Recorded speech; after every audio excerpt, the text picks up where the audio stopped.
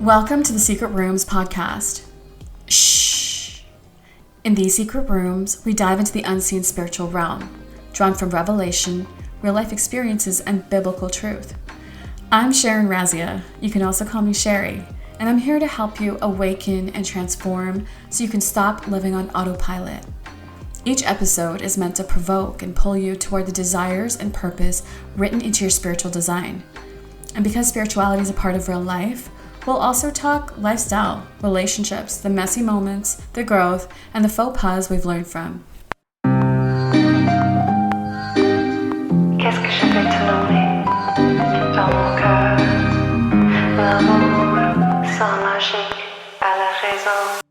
All right, so I'm a visual person and I visualize everything in order to experience it. And so I've always pictured heaven as this bright, cheery, colorful place. So picture bright light, some white clouds, green meadows, lots of flowers. And usually when you hear near-death experiences of people who've seen heaven, this is kind of what they describe. And so for me personally, I feel like I'm drawn to darkness a lot. I'm drawn to a darker atmosphere, certain darker things. And I just could not resonate with this version. And I brought this to God a couple years ago. And I was wrestling with these ideas and concepts for a while. And so I just had to bring it to God and to talk about it and ask if there was any truth to it. And so I was asking him if there's darkness in heaven and if there's darkness to him. And the answers that he gave me actually just made me feel so much more connected. And I wanted to share a bit of that today. So before we start, I just want to say thank you so much for joining in today and just listening. I am excited to have this conversation. And you know what? I really do want it to be a conversation. Please go ahead and comment and share it with a friend if you think they might be interested. And DM me if you have any questions or something you want to talk about more personally. You can connect on Instagram at Secret Rooms Podcast. And let's get into it. So the Christian culture has always taught us for so many years that being a person of light and being filled with the light of God looks a certain way, right? You could probably imagine what this looks like. That to be Christian, you have to be the light and kill all the darkness. That if you carry any darkness, you don't belong to God. A lot of people who don't believe in God can't really accept this or connect with this, or connect with a God that they see as reflecting only one side, when God is actually quite binary in different ways. And this one view is kind of scary to people. And it's this view of him being always this bright and light and cheery, sweet, kind, peaceful God. And that's what he expects out of all of his children, all of the believers. And so a lot of unbelievers cannot relate to the Christian system and culture because all you see is a certain type, a stereotype of people that start looking the same, sounding the same, creating almost one large genre or category. So obviously I have a problem with this because as a Christian, a mature Christian who's been in the faith for a long time, who knows the Bible pretty well, who is filled with the Spirit, hears the voice of God and has an intimate relationship with God, I feel darkness in me often. There's so many parts of me that I wouldn't really put on display out there as a person who is in Christian leadership or a person that influences others. And the reason for that is not because God has called those things dark and evil, but because of how the Christian culture has portrayed God and portrayed what is good. How this culture has developed to make it look like once you become a Christian, you're all stamped and you're all looking the same. But if we look at people that Jesus approached, like when he approaches Matthew in the Bible, Matthew is a tax collector and he was hated by the entire Jewish community. He was an outcast. People thought of him as a rebel without a cause. He was an outcast. He was hated. Nobody wanted to be his friend. And so he was literally someone who was screwing over his own people and reporting them to the Roman government, which was the ops. So Matthew was a snitch, snitching to the ops. It was hectic. And the Jewish people would have called him a snake or a rat or a snitch, anything that means that he is against them actively. But for some reason, Jesus saw him and saw something profound and important for the kingdom of God, and he sought him out. Like he went after him, chased him down, broke down all his shadows and barriers and probably all of these internal things that Matthew had inside of him that was like, no, I cannot be with you. I cannot follow you because I am this and you are that. Like, I am darkness and you are light. I can't be with you. And Matthew probably went through this internal struggle for a long time in order to actually transform and become a disciple of Jesus, and then actually become such a pivotal character in the Bible and for our entire history. So for some reason, Jesus saw something in him, and Jesus chose him, and he brought him into his intimate pack of his 12 closest people. That's rich. That's crazy. In today's world, that could look like a guy on Wall Street who's helping the rich get richer and working against the middle class or poor. I feel like that would be like a good example of what Matthew might look like today. It could also look like a loan shark who lends people money and then goes after them aggressively with crimes when it's time to pay up. And then there's this story about when Jesus meets the woman at the well. So he goes to the woman and he asks her about her husband, and she lies and says, I don't have a husband. And he goes, yeah, because you have 5. Well, polygamy for women wasn't a thing. So when he's saying she has 5 husbands, he's not saying that she's legally married to 5 men at once. He's saying that she's slept and been intimate with 5 different men. And, maybe in that married sense of maybe living together or whatever it was at the time. He reaches out to this woman, but he planned this entire trip so that he could stop in the middle of a massive field on a scorching day. His whole ministry trip that he was planning for that week or day or whatever, he plans it around this woman so that he could meet her at that exact time on that exact day in the middle of nowhere. So he could find her, talk to her, and connect with her. Why was it that he didn't look for a priest or a, well-known scholar of theology? He didn't look for other servants of God. He didn't look for a holy person. He chose her. And he chose her to be the person that's going to run into the village, into the towns, and spread the news of Jesus. Like, she's such an unlikely figure, just like Matthew, such an unlikely figure of what you would expect that God would choose to be a messenger. He chose her because he saw the good in her, regardless of how much light or darkness she had. He accepted that she had pain, she had desires, she had longing. She had things in her that were unfulfilled inside of her that caused her to be the way that she was. He was fully aware of her heart, and he chased after her. I've personally always known that the desires I have or the way that I see myself don't usually reflect what you would expect of a traditional Christian. And I feel like I've fought so many years of my life trying to be this version of myself that was expected, that was approved, that made sense to other people, and made others comfortable. Over the past 6 to 7 months, I felt myself going through a transformation that I can't even explain in simple words. And I won't explain in detail because it was very, very personal to me. But this caused me to face a lot of internal battles about myself that I often hid and didn't provide space for. There's so many desires and feelings and emotions that I buried deep, believing that this world and my current life could not sustain it or did not have space for it. And it took me a major trigger for me to face myself in the mirror and see all of the things inside me and begin to accept them and make room for them so that I could grow into the person that I was starting to see God wanted me to be.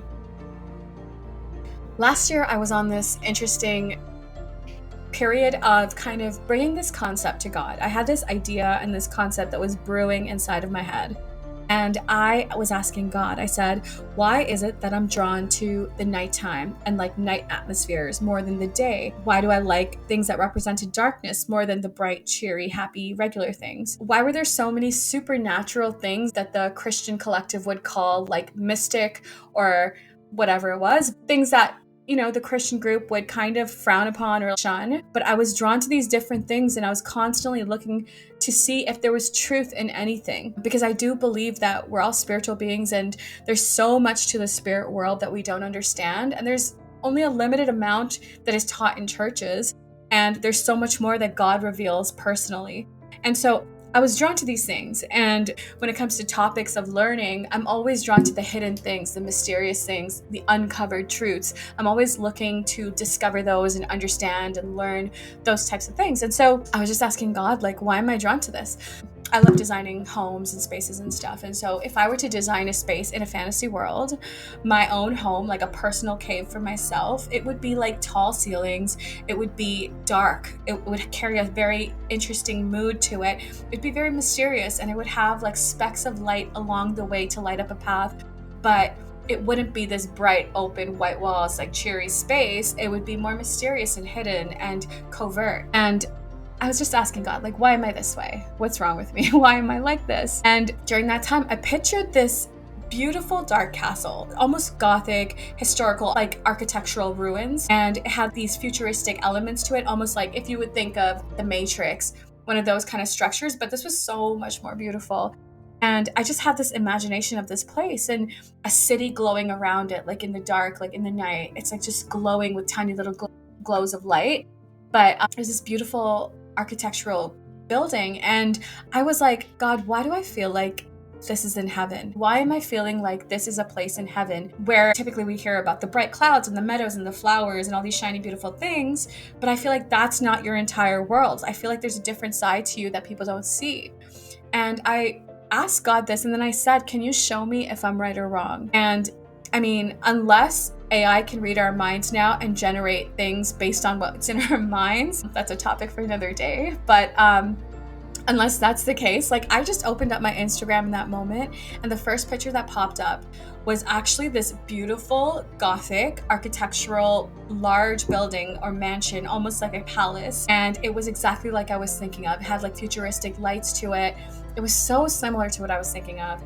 And the caption on it was something about heaven. And I remember I just screenshot it and I sent it to one of my cousins because I was talking to him about it.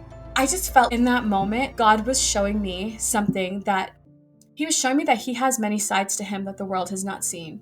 That he has many facets to him that most Christians cannot even perceive or understand, because we've already decided in our minds this is who God is. And it's this version of him that's been painted to us over hundreds of years. Okay, so before I get stones thrown at me saying I'm leading people down the wrong path, let's go to the Bible and look at what they say about God. So God as light. Okay, turning to 1 John chapter 1, verse 5. It says, God is light. In him there is no darkness at all. This verse, to me, it sets this foundation. The light here represents God's holiness, purity, truth, goodness, all of those things. And the darkness symbolizes sin, ignorance, and separation from God. I feel like God has his own code. He has his commands of what is right and wrong. By no means is this an open invitation to Christians to go out and start sinning or entering into different things that you're not called to enter into. You know, this is quite the opposite. It's just about understanding. A lot of your ideas of sin is binary, and it's black and white. And you say, if I don't do this, then I'm fine. But I'll think about it, but I won't do it. But when Jesus even talks about comparing your thoughts to actually committing a sin physically, and both of those being the exact same thing, you should understand right there that it's not black and white. For example, like to paint a picture of what that actually is about is when this person's talking to Jesus and they're talking about committing adultery. And Jesus says, it's not just about committing adultery. If you even think of a woman lustfully in your mind, it's the same thing. It's the same thing as you actually executing it. It's the same thing. It's like you've already done it. It's already done. It's still the sin. It's the same sin. And so when you look at it that way, you'll see that it's not black and white. It's not so simple. It's super complex. And there's so many more layers to what this is. And so if your idea of sin means breaking a set of rules and that being evil, then I'm inviting you to re-examine what that is. Because sin to me equals separation from God. And a lot of you would have learned that, before. But that is why it leads to death, because separation from God leads to eternal death, right? So, for example, when you look at the robber who was next to Jesus on the cross, and he was literally on display for being a criminal, right? Jesus was not a criminal, but he accepted that title and he went up on the cross. But this criminal says to Jesus, "Take me with you when you go to heaven." And Jesus' response to that is, "Today you will be with me in paradise."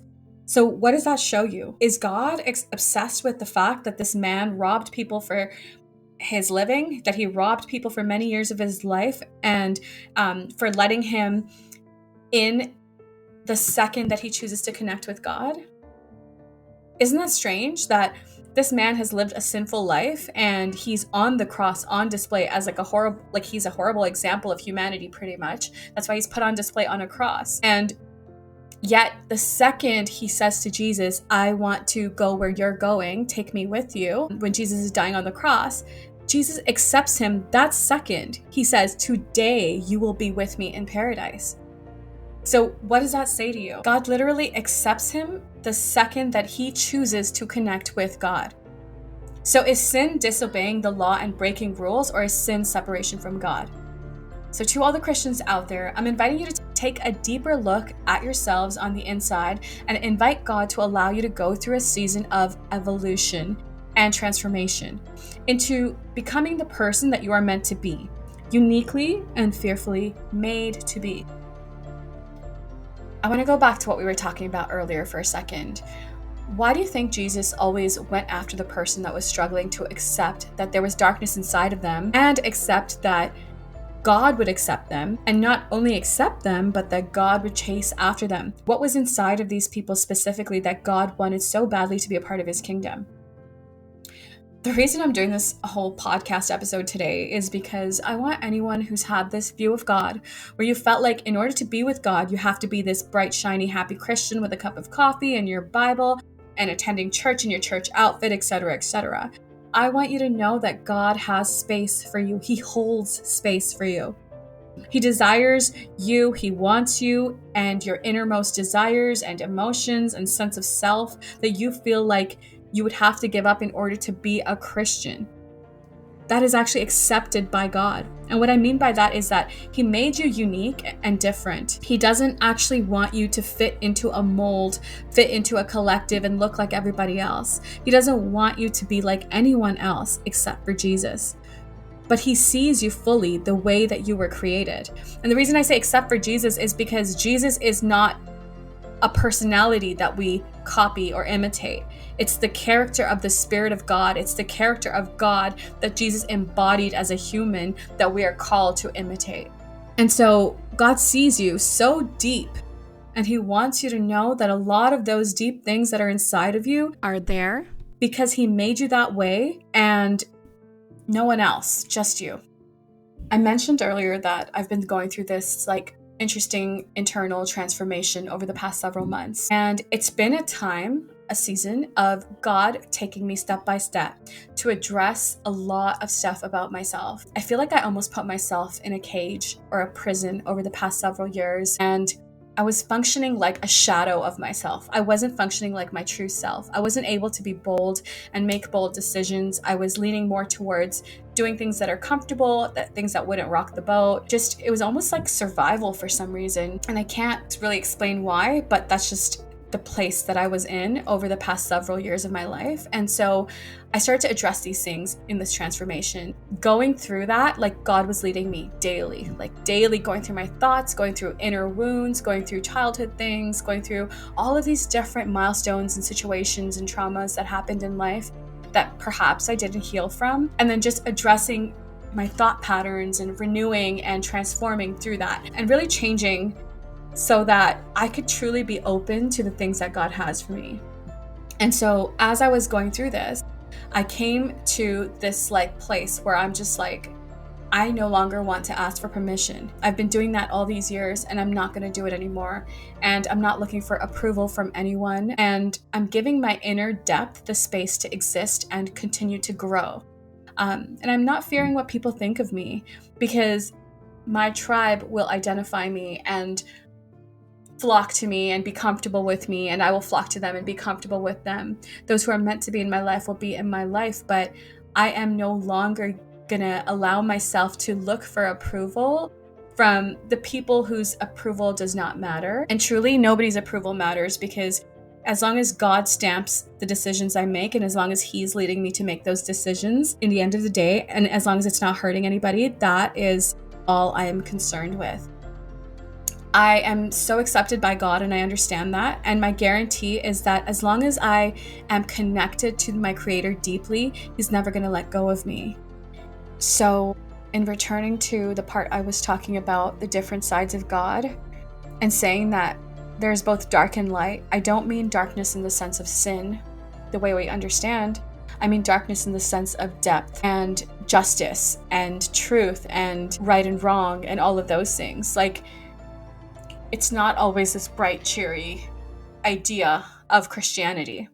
There's a part of God that causes us to tremble, a part of God that is fearful, a part of God that is scary because He is the final judge. And so with that, like, if you look at even in the Bible, like all the wars that God just like removed people from the face of the earth, or like Noah's Ark when He like literally put in a flood and removed all of the people who were rebelling and doing evil things, and how He just removed them. That's justice. That is judgment. And in that's not always bright and cheery and happy. That's the darkness I'm referring to. There are other sides to Him. There's that side, the justice and the judgment, but then there's also the side that is the depth of God that we don't see, because we are human and we are tethered to this tangible world, this physical world. And we don't often cross over into spiritual realms to experience these different sides of God, but it exists. Remembering that what we see on this earth, at the most, it's 3-dimensional. Some people feel that they can experience 5-dimensional. Some spiritual people believe that. But at the most, it's 3-dimensional what we experience on this earth as a regular human being. But we've heard and we've experienced other people say that heaven has more than 12 dimensions to it. What you see with your eye, there's more than 12 dimensions. And so when you think about it that way, even sound and frequency, there's sounds in heaven that people have never heard on earth. There are different types of sounds, there are different levels to sound, and these are just the tip of the iceberg. It's just tip of the iceberg of how much we know about God and about heaven. So there's only so much we can understand about God living here in this 3-dimensional world, but He doesn't limit our access. We do. We are the only ones who stop ourselves from going deeper and deeper and discovering the more. So remembering this is the God of the Bible who fought wars for His people. He literally tells us to not take revenge or fight our enemies because He will do it for us. Does that sound like a God of light and cheer? No, to me that sounds like a trembling, scary God, and I love it. Like, I'm here for it. Because He tells us, like, when you're suffering and when you're struggling and your enemies are coming against you and they're hurting you and you're just here existing and trying to be, a God-fearing person and trying to do the right thing in every opportunity you get. But people come against you and plot and scheme, and when they do these things, He says, do not take vengeance because vengeance belongs to the Lord. And I love the idea of knowing that I am under a God, not just this like little lamb, but He's a lion and more. He's not just this like soft little like peace and love and joy type of God, but He is also this massive warrior who could flick the earth away just by a breath if He wanted to. And so I love that He says, vengeance is the Lord's, vengeance is mine. He says that. And for me, I'm like, yeah, I'm definitely getting behind that. But yeah, no, not to say that I want vengeance on people, but I'm just saying, like, this is a side of God. It's a face of God. So all this to say that God called us not to take vengeance, but that doesn't mean that He is defenseless or weak. In fact, He is the ultimate defense. I don't know if you remember the part in the Bible where Jesus is on the cross and He's talking about the legions of angels. Matthew 26, verse 53, it says, do you think I cannot call on my Father and He will at once put at my disposal more than 12 legions of angels? So for some context, a Roman legion, which is what they were referring to, consisted of about 6,000 soldiers. So 12 legions would be, if you do the math, 72,000 angels is what Jesus is referring to. So He's saying that, do you not think that if I wanted to stop this crucifixion, if I actually didn't want to go through with it, I could literally call down 72,000 angels to come and they'd probably just destroy the planet. But This was Jesus saying that he was not hopeless or overpowered. He willingly submitted to the crucifixion in obedience to God's plan. So here's the part of the conversation where I want to start talking about transformation and what that means in this context. There's a verse in the Bible that talks about how light reveals and darkness conceals. So it's John chapter 3, verses 19 and 20. It says, "Light has come into this world, but people loved darkness instead of light because their deeds were evil." So if you think about it, darkness, it covers sin, it hides sin, and light exposes it. And that's the context here.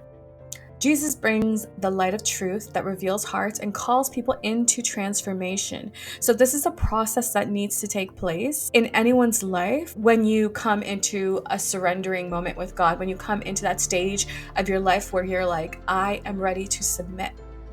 So when I talk about accepting that there are different parts of you that will not be like other people and like other Christians, I'm actually encouraging you to find those deeper things in you that God placed that are unique and different and not normally maybe accepted by what people think is good and bad, and bring it into the submission of God. So, meaning go to him and say, I surrender these things to you, my feelings, my desires, my fears, my passions, these thoughts that I have, these imaginations that I have, all of these different things, I'm bringing them to you and I'm surrendering. And then ask God, like, what would you do with these things? Why are these things in me? Are these a result of sin? Are these a result of covering sin, concealing sin? Or are these actually traits and different things that you've put inside me? And then what would you do with these things? When you surrender it, you're coming into God's plan and you are breaking the separation between you and him. Therefore, exposing any areas of sin and just removing that barrier that's standing between the two of you so that you can actually find out who you are truly created to be. The Bible actually tells us not to conform to the patterns of this world, but to be renewed with the transforming of your mind through his word. But that doesn't mean he's asking you to conform to the patterns of Christian stereotypes either.